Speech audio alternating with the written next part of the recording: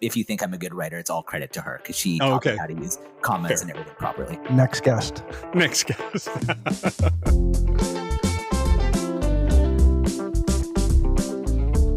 Hey there. If you've joined the podcast today, my name is Chris Jarvis. I work with companies on employee giving and volunteering programs. And my name's Jake McIsaac. I spend a lot of time thinking about public safety and restorative justice. So we are having conversations here that we've been having for 20 years. Yeah, the only difference now is we press record and share it with you. Thanks for joining us. On today's episode, we welcome a guest, Alex Budak. He is a social entrepreneur, a UC Berkeley faculty member, and the author of the upcoming book, Becoming a Changemaker. So guess what the topic is? Keeping things the same. Yes. No, wait, no. Oh, man, we got to change all this. Okay, let's get into it. All right, Jake, as you know, we promised everybody, in fact, you talked about it on our last episode, that we would be having guests on the show this season, and we've done it a few times. We're thrilled to be doing it again today. One more time. Let's do it. All right. Alex Budak is a social entrepreneur, a UC Berkeley faculty member, and the author of a book that has just been released. You can get it on Amazon. I got a pre-copy, which is kind of cool. Becoming a Changemaker. Let me tell you a little bit about Alex, and then we'll have him come on and say hello and fill in what I got wrong. Alex co-founded Start Some Good, which is a platform that helps break down barriers to prevent people from enacting change. So that's the topic of what we're talking about today. So lots of history in his life around this topic. With his amazing team, Alex helped over 1,000 change makers in 50 countries raise $12 million. Welcome to the show, Alex. How long ago was that part of your life? Start Some Good. Thank you for having me. That started 10 years ago now. 10 years ago. Okay. And you're still on the advisory board. That's right. Because now you lecture at UC Berkeley, and the focus of your work there is on change, right? That's the special class. Tell us a little bit about how that works and what that class is about. Oh, it's such a joy and a privilege to get to teach this class. It's a class I wish I could have taken when I was in school. So it's called Becoming a Changemaker. And it's all about how you can learn to lead positive change from wherever you are, no matter your role, no matter your sector, no matter your background, your experience, how you can lead change in a way that's true to who you are. That sounds awesome. I'm going to see if we can put that to the test today. I'm going to put you to the security guard test. Let's bring it to Main Street. Let's figure out if we could do it in a blue collar world. That's kind of where we've been going on some of these. So it's going to be an exciting. I did not, Chris, get a pre-copy. So I had to go deep into Google and YouTube, and I'm going to put all of these, it's a bit braggadocious, but you got a pre-copy, and I'm going to go with the articles and the YouTube clips. We'll put them in the show notes. Yeah. But it's been really cool to read up on some of the work that Alex has been doing in the last few years. So we're going to attack today from a change from an inclusive perspective, which you touch on a little bit in the book. And just so everybody knows, Alex isn't like a flash in the pan here. He has been leading discussions and doing presentations on this topic for a few years, from Ukraine to Cambodia, LA to the Arctic Circle, even UN agencies, as well as the Obama White House. You've gotten around in the career. So we're thrilled to have you on the show. Thanks for joining us, Alex. Oh, it's my absolute pleasure. Thank you for having me. All right, let's kick it off. Why did you write a book? I know everybody will notice that it is kind of the book version of your class, but what was it that made you go through somewhat of a grueling process of book writing? They don't tell you quite how hard it is to write a book at the beginning of it. I think it should come with more of a warning label on it. Yeah, just write a page a day or something, and that never, ever seems to work out for people. I don't know. None of the hacks are true. It just takes hard work and a grind. But I'm so grateful to my amazing editor who made the process a lot less painful. And if you think I'm a good writer, it's all credit to her because she taught me how to use comments and everything properly. Next guest. I found that the content that I've been teaching has really found a wonderful home at Berkeley. It's been just as an educator, it's been so rewarding to see how students from all walks of life have taken the messages from the class, put it into action, and led all kinds of amazing change. But at the same time, I want the lessons to be accessible to people anywhere. And so a book is an amazing vehicle for doing so. And so that was really the motivation to say, okay, we've got something that I think is working here. Now, how can we adapt it on a wider scale? So maybe we can talk a little bit about that application then. I was wondering if maybe we could just jump right in and start talking about change. And one of the things that I've read from some of your previous work was that you say you need to challenge the status quo or really question it anyway. You just sit there with it. I think in one article, or maybe it was a podcast I was listening to, when you see something that bothers you, don't just respond right away. Sit with it, have patience. Can you talk a little bit about that? Yeah, so there's this quote that's attributed to Albert Einstein, but in doing the research for the book, I'm pretty sure he didn't say it. But it's a wonderful quote regardless. And I think the concept is good. So Einstein or whomever said, okay, if I had an hour to solve a problem, I'd spend 55 minutes thinking about the problem and 5 minutes solving it. I think that's the right way to think about it. We tend to be a bit backwards, which is that we're quite reactive. But when we think about, especially taking like a systems lens to solving problems, it's so crucial that you understand the actual problem that you're solving. So in the university world, when we teach systems thinking, there's sometimes this analogy, which is imagine you're blindfolded and all these people are standing around an elephant. Well, one person might be holding on to the tail and say, oh, well, this thing is a brush. Then one might be sitting by a leg and going, oh, this is a wall. And so you only see part of a problem. You don't really understand the problem. And sometimes it takes sitting with a problem to deeply understand it, to look at it from different angles. Now, of course, the other part of that is that when we go into problem solving, we will be leaning into our own blind spots, our own biases, and we may not really fully understand the problem, especially when we're looking to solve a problem that's maybe something more acutely felt by others. We can't be sure that we have the full picture ourselves. And so I think it's a good practice that before jumping right in, that you sit with a problem a little bit. Now, there's a number of sort of polarities when it comes to change making. So we don't want to say you just sit on a problem forever and ever and ever, right, because you do have to take action.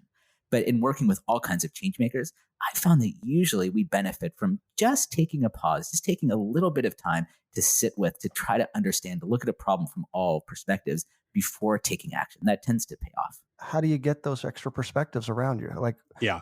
How do you get access to that then? You're sitting with it, you see something, you've said that it matters that you have a range of perspectives, and that makes sense. Well, how do you start that process to get those folks to buy in? And before you answer, we know that our neural net is constructed in the way that it is, and we can only see the world through that construct. So to actually think about things differently, we need experiences to generate a chemical called acetylcholine, which triggers neuroplasticity. So new neural networks can connect and we can actually think differently. So that's the kind of the neuroscience behind thinking differently. But it typically involves experiences over a period of time in order to be able to take that in. So what does sitting look like? Is it sitting and contemplating based on our current neural net? Or do we actually need to do something more proactively in sitting in order to be able to actually see it differently? Oh, yeah. Thank you. So sitting is maybe the wrong verb here, because sitting feels like it's just kind of sitting in a windowless room for a few minutes and then say, yeah. So no, that's not what I mean. What I mean is simply just pausing our bias towards jumping in right away. So I'm a huge fan of the work that Joanna C. and Jess Remington have done. This was while they were at Stanford, and they wrote an amazing paper called Designing with the Beneficiary. So I think there's a really bad habit in sort of elite bubbles, academia, consulting, et cetera, which is where you go, okay, your assignment is to go design a school in Rwanda, even though you've never been to Rwanda and you are not an educator. And instead, they do really compelling research about why it's so crucial to design with the beneficiary. And that helps with blind spots and getting out to know what people actually need, because who knows better than the community themselves what it is that they need. And so in saying sitting with the problem, I don't mean sitting by ourselves. I mean giving ourselves that pause of time to fill in some of those blind spots. And it actually does require some action, requires conversations, requires applied empathy, requires getting outside of our office, but doing so not with saying, I know the exact answer, I'm going to go do it, but with some curiosity. I love that coming. It because it sounds so similar to work that was being done out of Oakland, out of the healthcare systems, particularly with communities and persons of color, a response to cultural competency being cultural humility, and really allowing people to be the subject matter experts of their own experiences. So really taking that in terms of that pause and being inquisitive and asking people how to participate in that work. That makes a lot of sense. And so you say you're not sitting, it's not passive. You're active. You're gathering these things. How do you know when to shift, when to get out of that and let's go? When's the let's go moment? Yeah, there's no magic moment, I suppose. It's a bit iterative, but I think you've got to have some sense of what the issue actually is. So one approach that I teach in my class is that When we think about trying to understand a problem, there's actually three aspects of a problem. And so I'd argue you shouldn't jump into it until you can answer all three. So the first is the core problem. What's the core problem that you yourself are solving? Where are you taking action specifically? So if we think about, I don't know, climate justice, huge, broad issue. What's the slice of it that you are going to take action on, whether that's in your local community, in a small subset, whatever it is? What's your core problem? Then you want to identify the problem consequences. So put another way, if you don't take action, if we don't address this core problem, what are some of the externalities that will come as a result 1 year, 3 year, 5 years from now? What are the things that will happen on an individual level, organizational level, community level? But then thirdly, what are the root causes? I think you can't really take action until you understand some of those root causes. It could be historical, economic, cultural, technological, the underpinnings of this problem. Now, that doesn't mean that you have to be thinking about root causes in your first solution or in your first step. But I do think it's crucial that you have a sense of the core problem, the consequences, and those root causes. When you do that, you have a much better sense of the actual problem that you're solving. And I think at that point, you can then go forward with a bit more confidence. Back to what we said in the very beginning, I wanted to, so I've read a little bit, I anticipated that you might say some of those things, and I was trying to think of an example from my own experience that to get your feedback on how well we did or what we didn't do well. So I work on a university campus in security services, and about 10 years ago, we were feeling that something needed to change. Just didn't really know why, but that we had to start showing up differently. So we sent out a group of other students to talk to our primary constituents, being our students, to say, hey, when you think about campus security, what do you think? And when the mic went to them, they said, we don't ever think about you. That hurt. And so then the follow-up question was, if you had to though, like if you were really forced to dig in, what would you think about? And they said, well, if we had to, we wouldn't know what you could do, if you could help, why we would call you. Like there's no reference point, I guess. If I needed help boosting my car or my battery died, maybe then, but I don't know what I would do. And the third one was that we didn't make them feel safe. The kinds of things we were wearing, the body armor on the outside of the uniforms, the handcuffs, the batons, that actually in the quest to make the campus safer, we were in the way. And so basically our performance review was irrelevant, inaccessible, and unapproachable. Scary. So when we're thinking about those core problems, that's what we started to learn. And the consequence of not changing for us would be that we'd be outsourced, but also that campus would not be safe, that people just wouldn't have access to it. So we started to try and make changes. And what we did is we used some of those core problems as places to start, but really probably 5 years in, we were just attacking the problem and we didn't have a good grip of the principles required to shift those. We just knew we were going after the problem, almost like scratching off a list. Any advice when you've kind of got a list of problems and you're ready to start? What's the best way to sort of get that energy around where and why? First, what I like about what you were doing, it's straight out of the work done by Andrea Titus and Juliet Bork. So they look at what are the principles, the approaches that lead to feelings of inclusion. And so they've identified 6 different aspects of inclusive leadership. But the 2 that I find most interesting, and there's a powerful intersection between them, is humility and awareness of bias. And so it's important to have each of those individually. What they find is that when you have both humility and awareness of bias, it leads to 25 percentage points increase in feelings of inclusion. So in other words, we all have biases. But when you also have the humility to say, okay, but like maybe there's something I could do about this, or I actually want to listen, I want to learn, that actually opens up feelings of inclusion. So I think that's the first thing, is just say, like, you went in like with that open mind. And when they told you, for instance, about the body armor, you were willing to take some action on that. So I think that's a good first step. But then from there, in terms of like, how do you get started? You know, we can feel really overwhelmed when it comes to change, when you have this list of like 15 things you have to do. And sometimes momentum helps. You know, I think about this as a silly example, but my co-founder at Start Some Good, Tom Dawkins, he was a big to-do list guy. And he would start every to-do list with the first item would be create to-do list. That way he would cross off to-do list, and then he would have some momentum. So there is some aspect of like just getting started. So sometimes we can get paralyzed because we just say like, look, there's 15 things we have to change. How do we even know how to get started? So if you have no idea and there's no hypothesis here, it doesn't hurt to at least try something. But I think the mindset I would go into here is based off of research done by some Italian researchers that I love. They did randomized controlled trials of entrepreneurs in an incubator in Italy. And they just did one simple intervention. They said, okay, so half of the group, you just go on as normal incubation activities. The other half, all that they did was they taught them the scientific method. So they taught them hypothesis testing and so on. What they found is that in the group of entrepreneurs that had learned hypothesis testing, they were more likely to make a pivot. So in other words, to change direction. And also they, in this case, because this is a business context, they're more likely to generate higher revenues. And I really like this because this is a reminder that if you're a scientist, you're sitting in a lab. If you try something, the experiment doesn't work, you titrate chemicals, it doesn't come out perfectly. You're not saying, oh, I'm a terrible scientist, like I really failed. But you go, no, okay, well, my hypothesis didn't quite work here. And then you learn, you iterate, you pivot.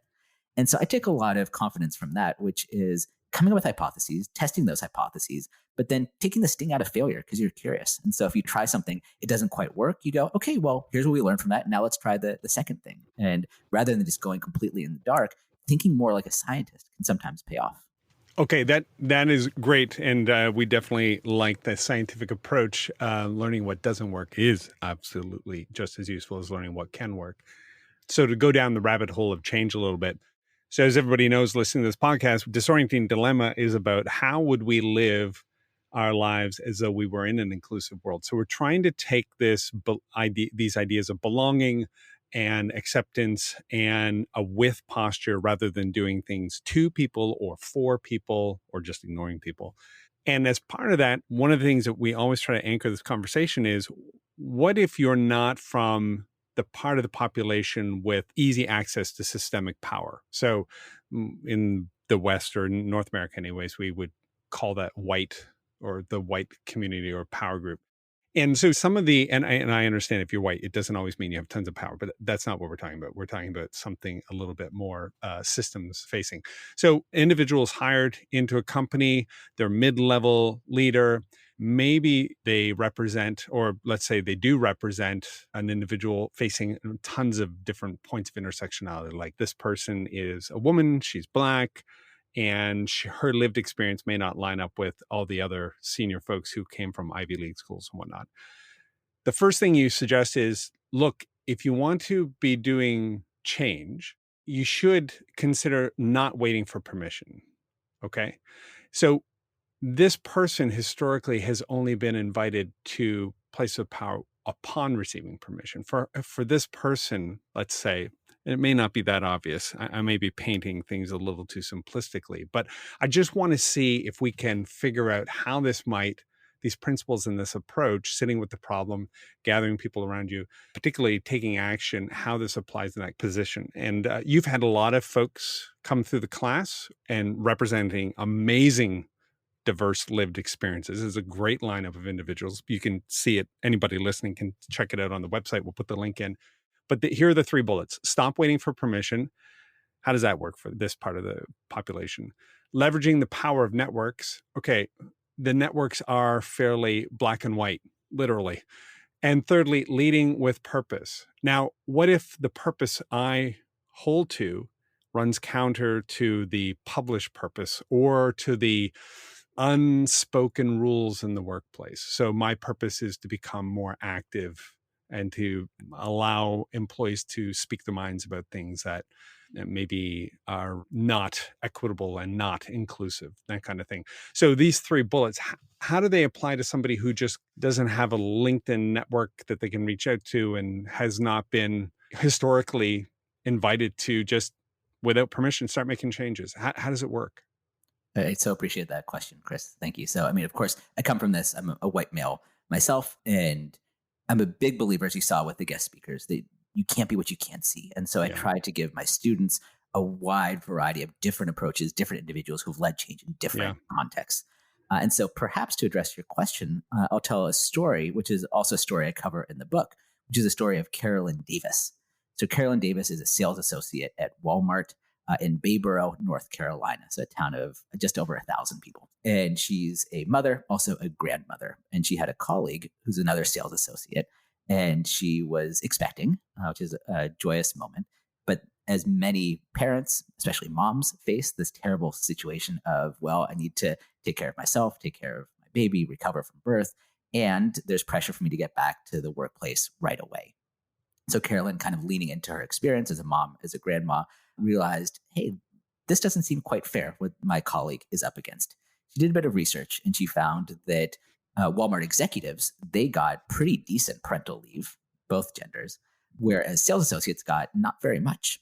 And so she started off very small. So we think about like traditional power dynamics and kind of intersectional identities. So working class Black woman. So kind of, a lot of identities.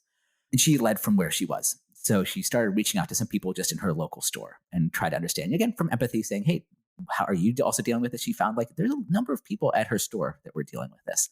From there, she started talking with some other associates and she started to build a little bit more momentum.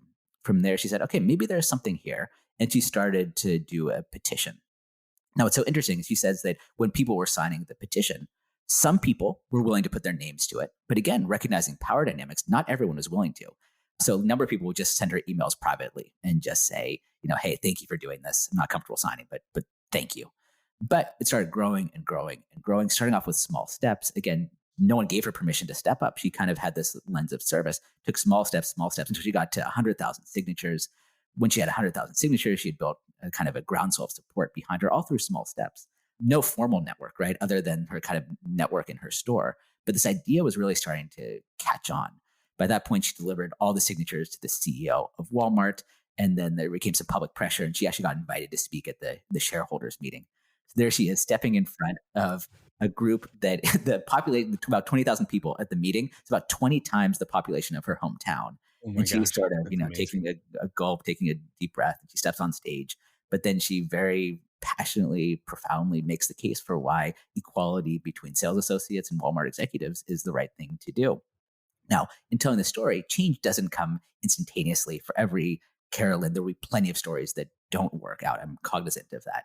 But she did catch on. Within a few months, Walmart changed the policies and she led change. Now, the way she led change would probably be very different from if there were, a VP at Walmart that fought for the same rights. So where we come from changes our approach to leading change. But it is possible. We just have to have those lenses and kind of start from where we are. It's a great example. I love when you say those are the small steps. So that is a great story. It breaks it down. Is there any advice to folks who, while they're on that change journey, get tired, get fatigued? It starts to get really hard. How do you keep energy? How do you keep that going from your experience? Yeah, I think there's two things. So the first, I go back to the advice that one of my guest speakers gave to my students. This is Sid Espinoza. He was the first ever Latino mayor of Palo Alto, California. And at the time, he was head of philanthropy at Microsoft. And so a student asked him basically that exact question.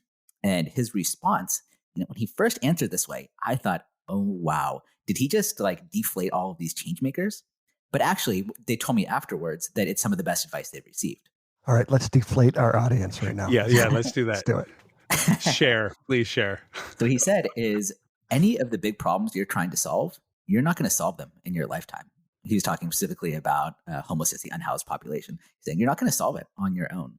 So instead of thinking it as a race you're running by yourself, start thinking about change as a relay race. So think about how can you pick up the baton from the people that have come before you? How can you move it forward in a meaningful way during your career, during your 20, 30, 40, 50 years? And how can you make sure that you are a good steward to pass the baton off to the next generation that will come after you? How can you be prepared to be a good mentor, a good advisor, a good support to move things forward? And so again, here I was sort of in my professor mode being like, oh no, did these students just feel like they can't create change? But no, it's actually a really empowering message because it speaks to where they are. It speaks to the reality, which is that my students, the readers of the book, want to take on big substantive change challenges. And the more we can think of it as a relay race, the more we can think of it as change making being a team sport, the better off we will all be. That's great. And I think alongside of that, I'd love to just explore for a second here. Understanding geological time versus biological time is quite different. Change in the universe takes millions and millions of years, whereas myself, a matter of days, I can experience some significant changes. When we think about change in the world or change that we'd like to bring in the world, bringing this network around, sitting with the problem, thinking it through, figuring out what the point is, and then putting in a perspective of years and years, decades and decades, and our part in that process. I can see that, like knowing that I'm jumping into the timeline, I'm contributing some change towards a better future that as I understand it and can see it. But I can actually achieve way more change in the same topic inside of myself. So there's this sort of, I want to be a change maker in the world, and I want to be changed in myself as well. And that there's far more agency to manage the internal change that happens as I relate to my presuppositions and understandings and just basic information about what that issue is out there, and begin to think about, how am I complicit in it? What are my behaviors that are contributing to it? What are the blind spots that I personally have that are reflected in society, but I can get at them immediately? Could you share with us a little bit about kind of those parallel paths of change in the world and change in ourselves, and how those two things kind of go together? Yeah, so important. So going into this, there's not a lot of studies on change making. So change making as a field, which I'm trying to create here. And so, of course, I live in the business and the academia worlds, which are very data driven. And so I created the first ever longitudinal study of the development of change makers. It's called the Changemaker Index. If you read the book, you can actually take the Changemaker Index for yourself and sort of see where your strengths are and see your I have your development. book, so I'm going to do that. So what I find, I have students that take my class, they take the index before the class starts, and then again at the end of the class, and then we follow up with them every year onwards, and we try to track their development as change makers. Oh, wow. And so there's two things that are great about it. So one is we can say the data are conclusive. You can absolutely become statistically significant. You can become a change maker in as short as 15 weeks. Like the data is super clear on that. I went into it as a scientist, not expecting anything, but just with curiosity. And so it's very clear. And I hope that gives people some confidence, but also gives us some insights into the greatest areas for development. And there are a couple of places where there's outsized impact to creating change. So in other words, having awareness of bias, that's one of the things, like when change makers tend to have that, that leads to a number of really good changes as a result. When people learn how to influence without formal authority, that's correlated with a number of really good developments as well. To your question, I absolutely agree. Internal change is super important, can happen much more quickly. And there's a couple of things that seem to be sort of catalysts to helping you on your changemaker journey. Yeah. And we find that as people take that internal journey based on their experiences and do some of that reflection that you're talking about, sitting with the problem, we may think about it as critical reflection. Disorienting dilemmas are where our experiences don't line up with our expectations.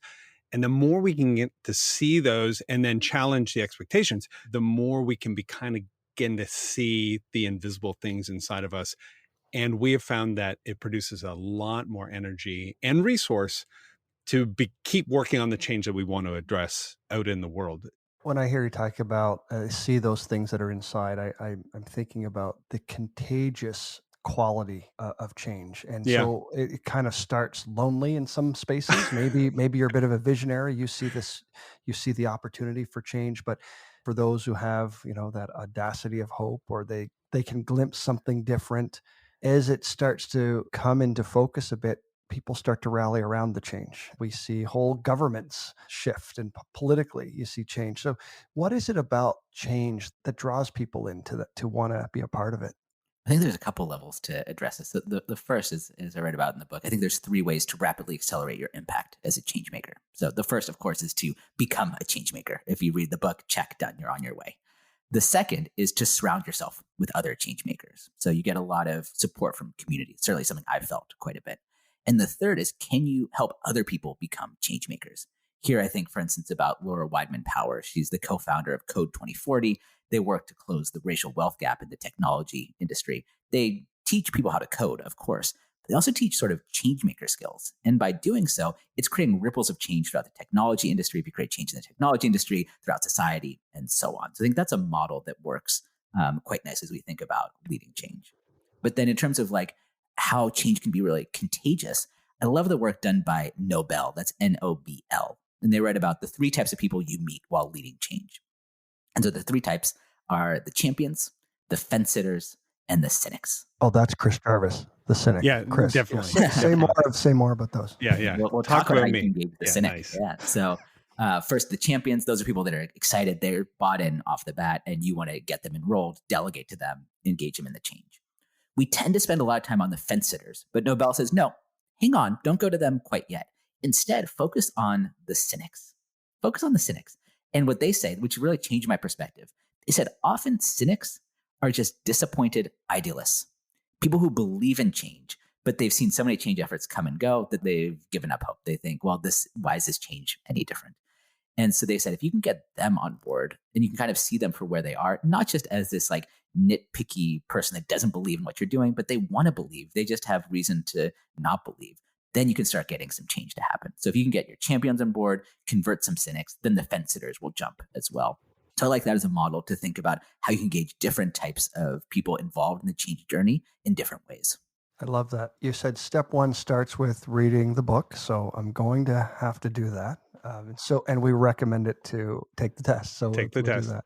While we're on the topic of things to do, Jake, besides read the book, take the test, what else, Alex, can we do? Is there a website where we can find out more information, download some guides and that kind of thing? Sometimes books come with discussion guides and that kind of thing. So I don't know if this one will or does. So just anything that you've got for us to use as a resource.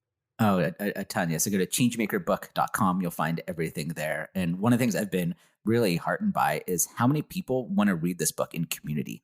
I didn't expect that, but I love that. And so to meet the demand, I've created a book club guide because so many people are reading it together. Cool. And so, Chris, you've seen this at the end of each chapter. I have a Changemaker challenge. So something people can try out. And think even more powerful to do it in community, do with one another. And I've also got some discussion questions for you so you can read along with each other, support each other in your development as changemakers, and explore some questions and challenges together. Perfect. Okay. For those who are listening as we wrap up here today and they're like, look, I would love to make a change in this area. They've just got a ton of energy. They want to do it. Any last minute things to say to encourage that person? Yeah, let me just say, the world has never been more ready for you. That's the way I start the book. That's the way I start my class. And I firmly believe that there's never been a better time, a more important time than right now to be a change maker. Change is really hard. Change is really challenging. You can look at the scale and the opportunities and the challenges in the world, and you can feel really hopeless. But I hope you'll find some way to still feel a little bit of hope, still feel reason, still feel some agency, and to decide to take action.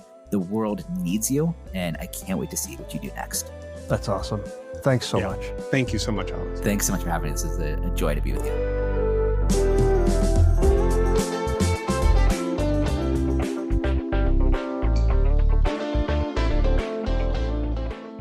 This has been a Podstarter production.